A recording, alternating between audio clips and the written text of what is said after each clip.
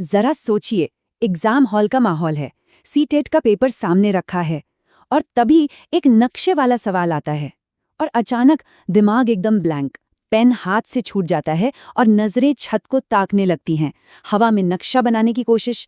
ये कहानी हम में से कई लोगों की है, लेकिन आज इस पूरे कन्फ्यूजन को हमेशा हमेशा के लिए खत्म कर देंगे। तो चलिए इस पूरी बातचीत को एक चैलेंज के साथ शुरू करते हैं। स्क्रीन पर जो सवाल है वो एक ऐसा छिपा हुआ जाल है जिसमें यकीन मानिए 99% लोग एग्जाम के प्रेशर में फंस जाते हैं। अगर भारत के नक्शे को उल्टा कर दें तो क्या दिशाएं बदल जाएंगी?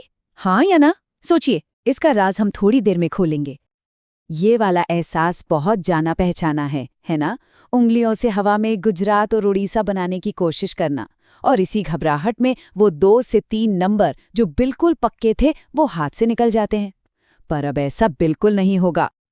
तो सारी गड़बड़ की जड़ क्या है?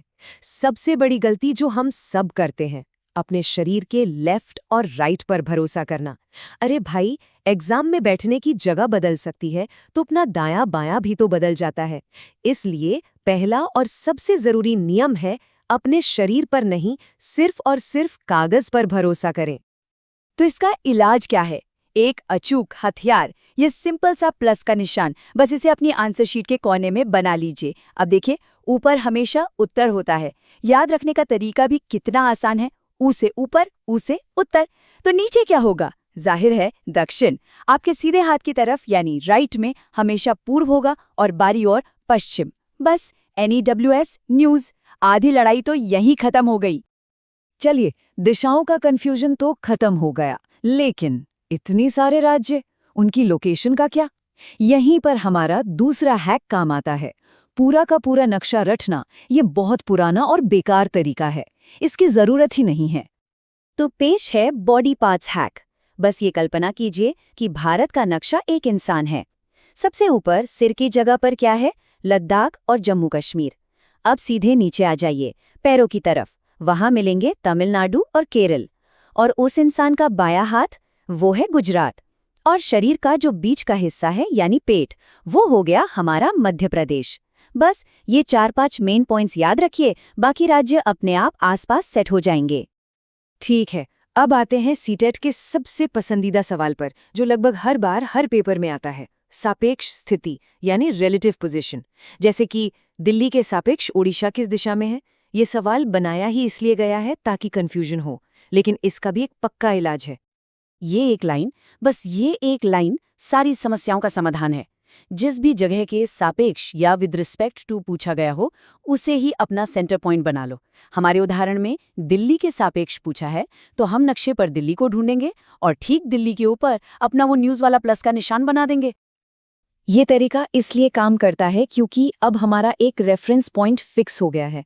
अब हमारा सेंटर कागज के कोने नहीं है, बल्कि वो शहर है जिसके बारे में सवाल पूछा गया है। दिल्ली अब हमारा केंद्र है। तो चलिए वापस घूम कर आते हैं अपने पहले सवाल पर। अब जब ये प्लस मेथड पता चल गया है, तो जरा अंदाजा लगाइए, अगर नक्शा उल्टा हो तो क्या होगा? और जवाब है, कुछ भी नहीं बदलता। जी हाँ, बिल्कुल सही सुना। सापेक्ष दिशाएं एकदम वैसी की वैसी ही रहती हैं। सुनने में भले ही अजीब लगे, पर यही सच है। और ऐसा क्यों? क्योंकि हमने दिल्ली को अपना फिक्स्ड रेफरेंस पॉइंट बना लिया है। अब कागज चाहे सीधा हो, उल्टा हो या टेढ़ा, दिल्ली के हिसाब से ओडिशा की जो स्थिति है वो तो वही रहेगी, वो नहीं बदल सकती। यही वो राज है जिसे 99% लोग नहीं पकड़ पाते। बहुत बढ़िया।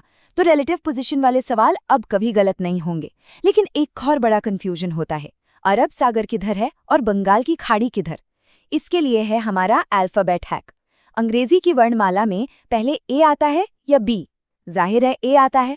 तो बस भारत के नक्शे में बाईं ओर यानी लेफ्ट में ए से अरब सागर है और दाईं ओर बी से बंगाल की खाड़ी। सिंपल। लेकिन उन राज्यों का क्या जो इन तटों पर हैं? उनके लिए हमारे पास है ये न्यूमोनिक्स। अरब सागर जो कि बाईं ओर है, उसके लिए याद रखिए KKGMG, नीचे से ऊपर की ओर। केरल, कर्नाटक, गोवा, महाराष्ट्र और गुजरात। और बंगाल की खाड़ी के लिए WOAT, पश्चिम बंगाल, ओडिशा, आंध्र प्रदेश और तमिलनाडु। अब एलिमिनेशन मेथड से सही जवाब ढूंढना कितना आसान हो जाएगा। एक और जाल वाला सवाल होता है ट्रेन रूट का। लोग अक्सर गुजरात से केरल तक एक सीधी लाइन खींच देते हैं और बीच में एक छोटा सा लेकिन बहुत ज़रूरी राज्य भूल जाते हैं, गोवा। सीटीईटी को पता है कि लोग गोवा को भूलेंगे, तो सही क्रम याद रखिए। गुजरात, फिर महाराष्ट्र, फिर वो छोटा सा गोवा, फिर कर्नाटक और आखिर में केरल। और अब एक आखिरी सबसे सरल ट्रिक केंद्र शासित प्रदेशों के लिए। लक्षद्वीप और अंडमान में कंफ्यूजन होता है, बस इतना याद रखिए, लक्षद्वीप के नाम में एल आता है और ये भारत के किस तरफ है, बाईं ओर, यानी लेफ्ट साइड पर। तो एल से लेफ्ट, एल से लक्षद्वीप, अंडमान अपने आप दाईं ओर हो गया। तो इस पूरी बातचीत का निचोड़ क्या है? दिशाओं के लिए प्लस, सापेक्ष स्थिति के लिए रेफरेंस पॉइंट के ऊपर प्लस, तटरेखाओं के लिए ए और बी, राज्यों के लिए के जीएमजी और WOAT, और द्वीपों के लिए एल से लेफ्ट, एल से लक्षद्वीप। ये जो मुफ्त के 2-3 नंबर है ना, अब इन्हें जाने मत देना, ये अब पक्के हैं। तो ईवीएस का नक्शा तो अब सुलझ गया, ये कोड हमने क्रैक कर लिया है। लेकिन सीटेट के पेपर में और भी कई छिपे हुए जाल हैं, खासकर साइंस और एसएसटी पेडागोजी में। तो अगला कौन सा रहस्य है जिसे सुलझाने की जरूरत है? सोचते रहिए।